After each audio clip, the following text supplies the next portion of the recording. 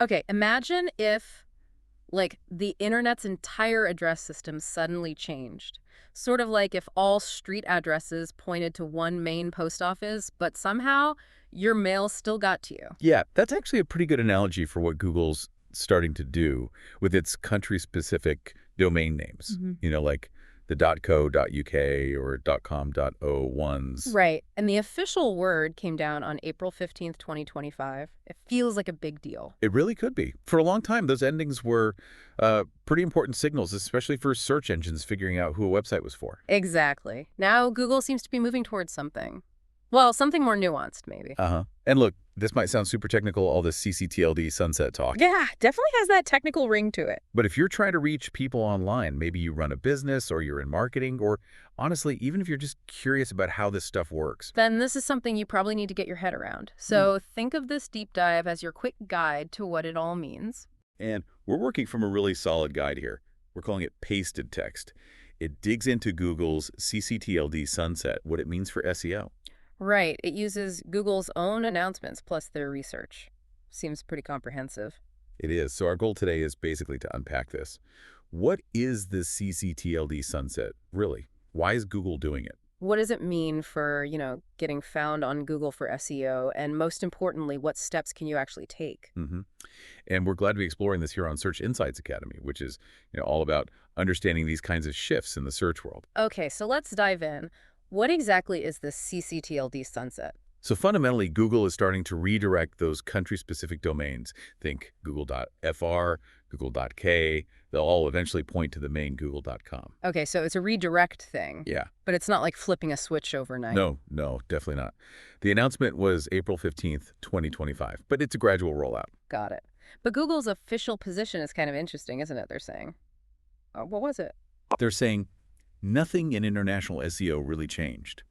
John Mueller even said specifically, this doesn't change how we rank sites internationally. Which sounds a bit counterintuitive, right? If the domain changes, how does nothing change? Well, that's the crux of it. They're shifting how they figure out geographic relevance. Yeah. They're moving away from relying so heavily on just the domain ending, that .co.uk or .de. Okay, so if not the domain extension, then what are they relying on more?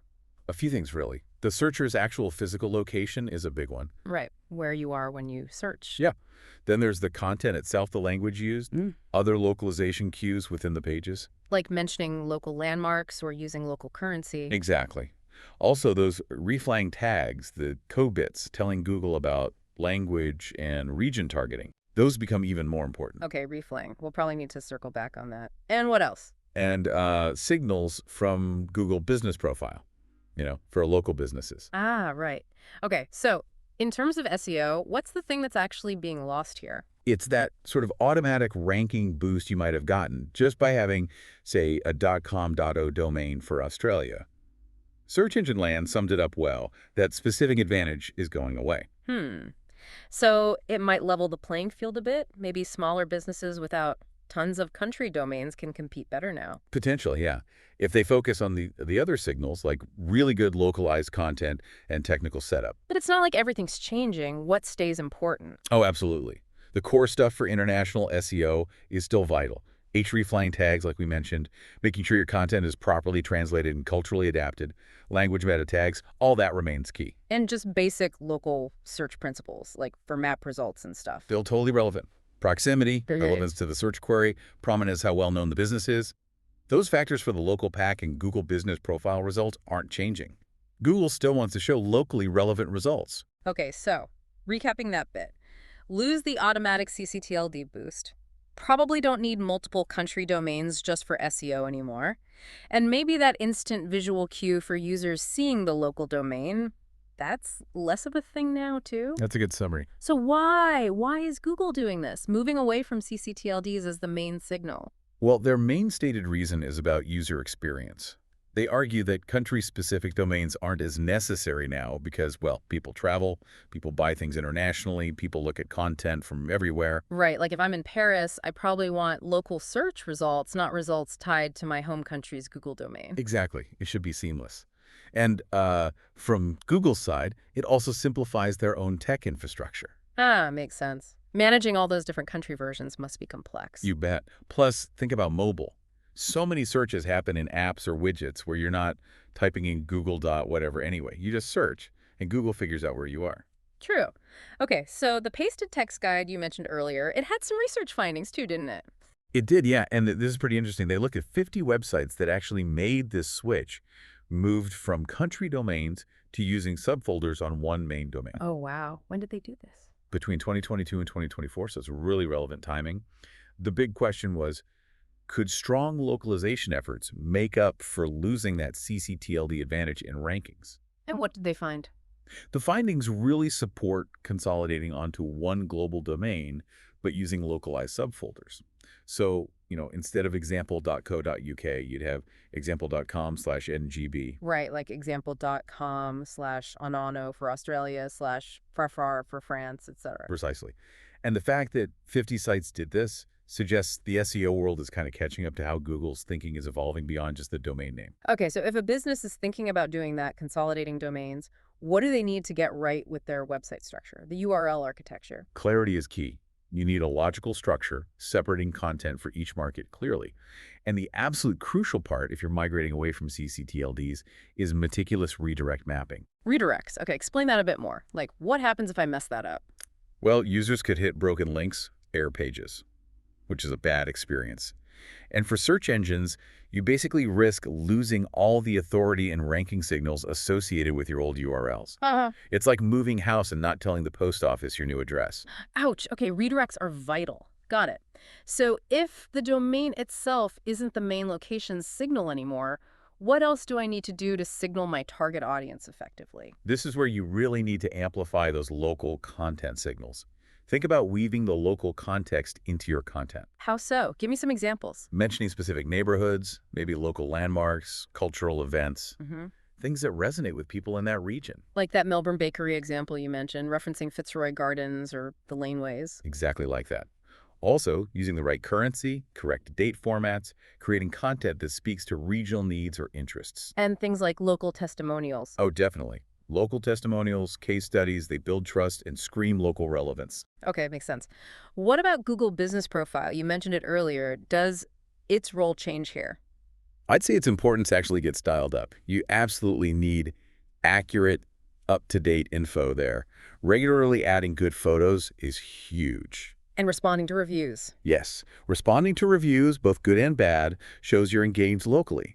Posting location-specific updates or offers through GBP is also really effective now. And making sure your name, address, phone number are consistent everywhere online. Consistency is crucial, yeah. And something else that ties into this is schema markup. Ah, structured data. Explain that connection. Think of schema as adding labels to your content for search engines. When your domain name is less specific geographically, using things like local business schema with your full address clearly tells Google, hey, this business is physically here. It's like a digital signpost. Gotcha. Okay, this is helpful. For someone listening, thinking, right, I need to do stuff, what's the technical checklist? What are the concrete actions? Okay, number one, absolutely critical. Map all your old URLs from the ccTLDs to their new counterparts on the main domain or subfolders, and implement 301 redirects for every single one. 301s, permanent redirects, non-negotiable. What's next? Update your XML sitemaps. They need to reflect the new structure so Google can find and crawl everything efficiently. Makes sense. Sitemaps updated them. Hreflang tags. Implement them correctly for all your language and region variations. And don't forget the xDefault tag that tells Google where to send users who don't match any of your specific targets. hreflang. So that's the code telling Google this page is for German speakers in Germany, this one is for French speakers in Canada, etc. Exactly. It's your direct instruction to Google on targeting. Okay. What else technically? Use that location-specific schema markup we just talked about, local business or organization schema with your address details. It helps Google confirm your location. And check your metadata, like page titles and descriptions. Yep, make sure they include relevant location signals where it makes sense. Don't stuff keywords, obviously, but be relevant. Anything else tech-wise? Yes, page speed. Test how fast your pages load in your target countries. Optimize for speed because slow sites hurt user experience and rankings. Good point. Slow sites are frustrating anywhere. And finally, update your internal linking. Make sure links within your site point to the correct new URLs and connect your regional content logically. Wow. Okay, that's a solid list. It feels like a Yes. lot to take in. Let's maybe anticipate some questions people might have, like the big one. Will losing my ccTLD just tank my rankings? Right. And based on what Google says and the research, the answer seems to be not necessarily if you do the other things right. The other things being. Strong localized content, proper reflang, optimizing your Google business profile. Basically, actively providing those location signals that the domain name used to imply. You're swapping an implicit signal for explicit ones. Okay, reassuring, but requires effort. What about, do I even need multiple ccTLDs anymore? For pure SEO reasons, probably not, generally. Now, there might be legal reasons or strong branding arguments or maybe specific user experience need in some cases, but just for rankings, consolidation with good international SEO is likely more efficient. And is a hreflang still important? We've hit this a few times, but let's hammer it home. More important than ever, seriously. With the ccTLD signal weakening, hreflang becomes your main tool to explicitly tell Google who each page is for. And remember, Google actually updated their international SEO guidance back in February 2025, reinforcing this. Good reminder. Okay, last big question. How does this actually affect the user experience? What will people see differently? Primarily, they'll see a different domain name in the browser bar. So if you switch, you might want to add visual cues on the site itself, maybe flags, or a clear location selector dropdown. So people don't get confused or think they're on the wrong site version. Exactly. And again, really nailing the content localization, make sure they feel like they're in the right place, even if the URL looks more generic. Okay. For anyone feeling maybe a bit overwhelmed, the guide we're using, Pasted Text, it laid out a 60-day plan, right? That could be useful. Yeah, it's a helpful roadmap. It breaks it down. Days 1 to 15 are basically for audit and strategy. Meaning? Take stock of all your domains, decide if you're consolidating, document your current performance rankings, traffic so you have a baseline, plan your new URL structure and map it out, and figure out how you'll communicate the change. Okay, solid prep work first, then what? Days 16 to 30 focus on the technical prep. If you're migrating, this is when you build the new structure, finalize that redirect map, implement reflang and schema, update internal links, get all the tech pieces ready to go. So build it before you flip the switch. Makes sense. Then days 31 to 45 are about the launch and monitoring. This is when you actually implement the 301 redirects. Maybe do it in phases, not all at once. Good idea. Less risk, maybe. And you have to watch things closely. Check server logs for errors, keep an eye on Google Search Console for any crawl issues, and track your key performance metrics against that baseline you set. Okay, launch, then watch like a hawk. What about the last stretch, days 46 to 60? That's optimization and adjustment time. Look at the data coming in. Are there problems? Fix them. Can you enhance the local content further? Do it. Update your Google business profile again, maybe tweak keyword targeting, and set up a regular, maybe quarterly check-in schedule moving forward. Right, it's not just a one-time fix, it's ongoing. Definitely. So if we boil this whole deep dive down, the main takeaway is Google's ccTLD sunset means the focus is shifting, right? Away from the domain name itself as the main geographic clue. Exactly. It's shifting towards more explicit signals of localization. Your content, your technical setup, your local presence signals like GBP. But this isn't necessarily bad news. No, I think it can be seen as an opportunity, a chance to streamline your web presence, maybe even reach new audiences more effectively if you really lean into strong localization. So success comes down to what? Combining good tech practices with really valuable, locally aware content. That's pretty much it. Instead of relying on just a domain ending, you need to actively create experiences that feel right for users in specific locations. It makes you think, doesn't it? The web is getting more global, but at the same time, the push is for more personalized, contextual experiences. How do you create that relevance, regardless of borders or domain names? That's the interesting challenge. And exploring that, finding those new ways to connect online. Well, that's something we'll definitely keep digging into here on Search Insights Academy.